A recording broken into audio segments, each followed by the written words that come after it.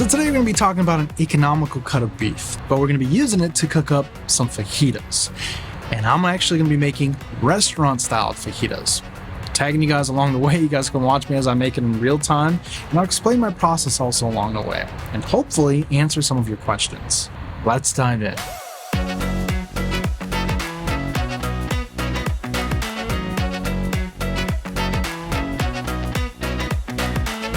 Okay, so as the grill is preheating, let's talk about a couple things.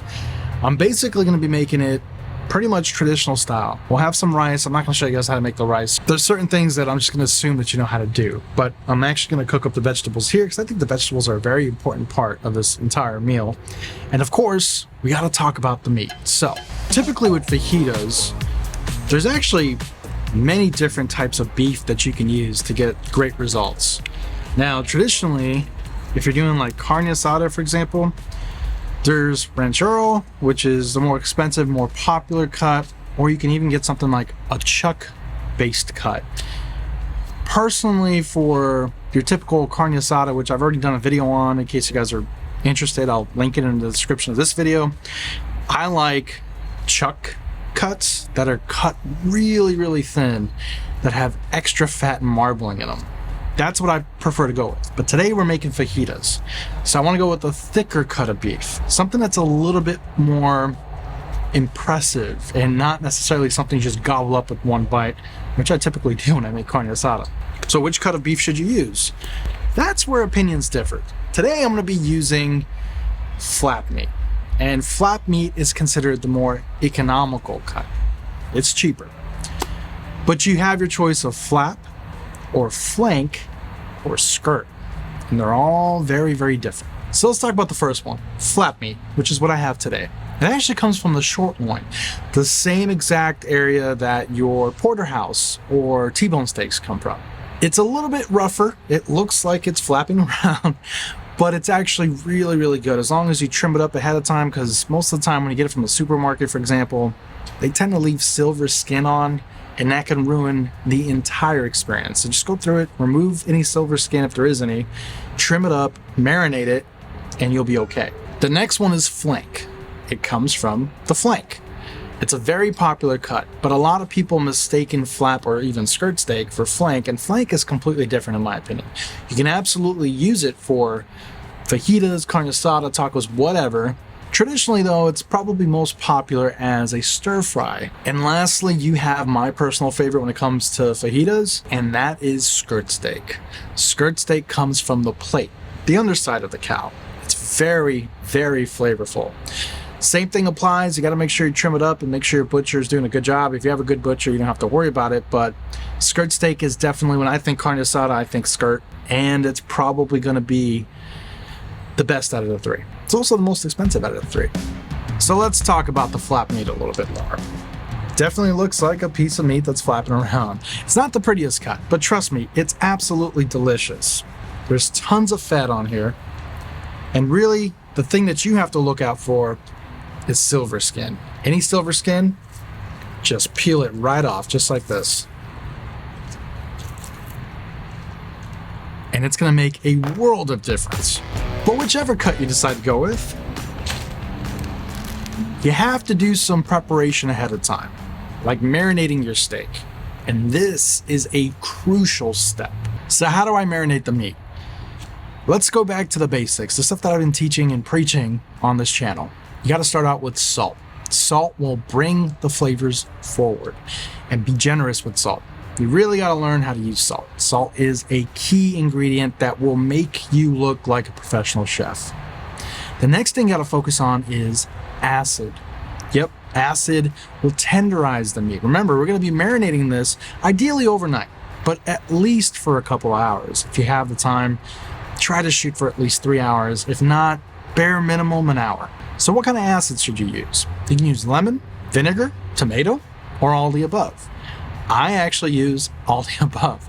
So I like to actually put in some red wine vinegar with some lemon juice, and then I will grab some tomatoes. I mean, today I think I'm using cherry tomatoes, I believe, whatever was lying around, and I will literally pop them, squeeze them in there, and throw them in the bag. That acid will not only create a very nice, ideal flavor, but it's going to marinate, soften the meat, and just make it way more enjoyable. Now, as far as seasoning goes, we talked about salt.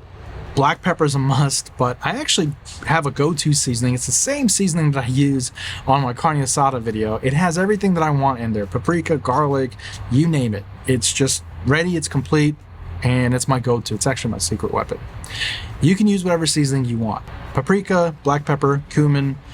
You can use allspice, oregano, however fancy you want to go. But if you just want to stick to the basics, salt, black pepper, and garlic is a great place to start. Now, lastly, I've mentioned garlic as a seasoning, but it's also important to press in some raw garlic. That's going to create another big flavor profile. And there's actually a lot of magic that happens when you have real raw garlic pressed in with powdered garlic. I don't know why, but the flavors kind of mesh and enhances the whole thing. And if you want to take it up another notch, chop up some onions and throw in the onions in there as well. Some folks will even buy some marinades that are pre-made for you from the grocery store. Those are fantastic as well. Again, from my carne asada video, it's my secret weapon. But for today's video, I went with my own marinade, and it's just exactly what we talked about. I guarantee you, because this has been marinating overnight, this is gonna be fantastic. Let's talk about the vegetables next. Going off topic a little bit, this is something I actually realized very recently, and it has been bothering me. I am very reliant on these 1 gallon bags, plastic bags.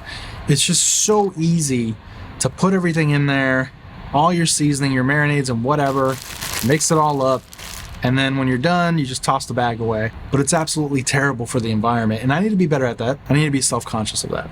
All right.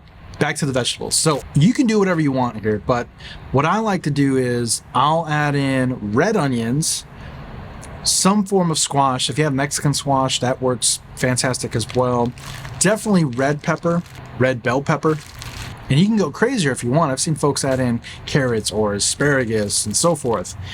But I found that keeping it simple usually works out better for you. Something that I do like to do in here is I absolutely must have potatoes in my vegetables. So what I do is I will pre-boil some potatoes to soften them up a little bit. Not too crazy, just for about 5 to 10 minutes when they're chopped and ready to go. And I shove them in a bag in here and I marinate the whole thing, and then I'll dump the whole thing on direct heat over flames. And when you get that flame kiss, it's absolutely fantastic. I'm not going to spend a lot of time on vegetables today. I really do think they deserve their own dedicated video, so look for a future video real soon if I haven't already posted. If I did, I'll put in the link of this video. And basically, I want to teach you guys how to get restaurant-style veggies, because when you go to a restaurant, they always taste better. Spoiler alert, they're not always better for you, but I agree they taste better, and I'm going to give you guys all those secrets in a future video. So let's get this cooking. Okay, now the first thing you want to do is you want to start off with the vegetables. Believe it or not, the vegetables are going to take longer than the beef. It's just how it is.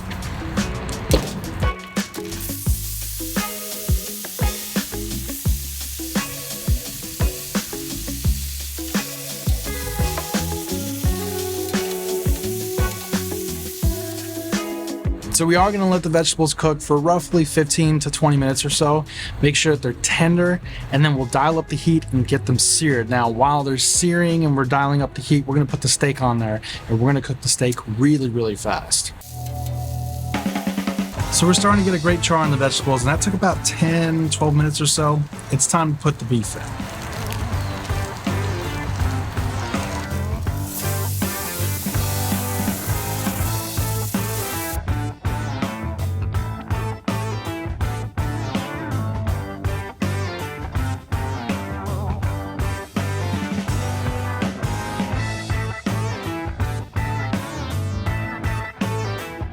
Okay, so I'm gonna let the steaks cook for roughly 3 to 5 minutes on low heat just to get their temperatures up, and then we're gonna dial the temperatures up, get it really hot, really fast, cook them really fast, get a good sear. That's what I'm mainly concerned about. We're gonna do the same thing with the vegetables. I actually have them over the infrared burner, and we're just gonna go ahead and saute those, get a good char on all sides, and we should be done. I'm gonna get some tortillas and salsa ready, and we'll come back.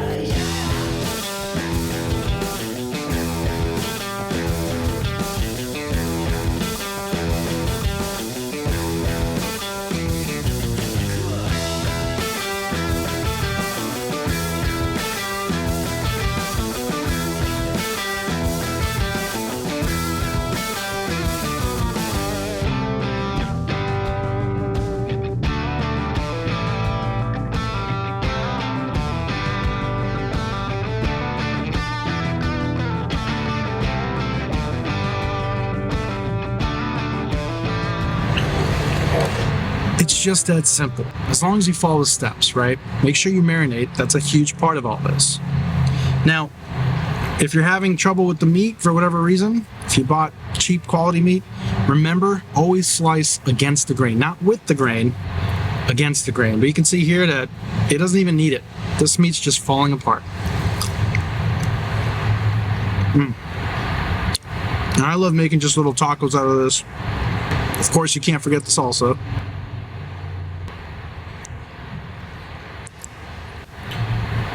And that right there is basically heaven.